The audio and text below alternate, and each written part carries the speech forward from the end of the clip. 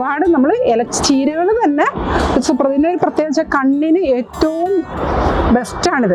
അതായത് ഒരു 40 ദിവസം ഇത് അടുപ്പിച്ച് കഴിച്ച് കഴിഞ്ഞാൽ കണ്ണിനെ പൊന്നാക്കും പൊന്നാങ്കണ്ണി എന്ന് പറയണേ. കണ്ടിന്യൂസ് ആയിട്ടൊരു 40 ദിവസമെങ്കിലും കഴിക്കുമ്പോഴാണ് അതിൻ്റെ ആ റിസൾട്ട് വരുന്നത്.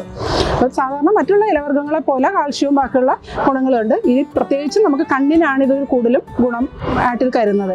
ഇതിപ്പം നമ്മളെന്ന് പറഞ്ഞാൽ ഇത് ചീരയായിട്ട് നോർമൽ രീതിയിൽ നമുക്ക് ചീര തോരൻ വെക്കണ പോലെയും അല്ലാതെ പിന്നെ പരിപ്പിട്ടിട്ടൊരു കറി പോലെയും വെക്കാം. പിന്നെ നമ്മളിവിടെ കൂടുതൽ ചെയ്യുന്നത് വെച്ചാൽ കഞ്ഞി മിക്സ് മില്ലറ്റിൻ്റെ ഉണ്ടാക്കുമ്പോൾ അതിലും ഈ ഇല ആഡ് ചെയ്യും.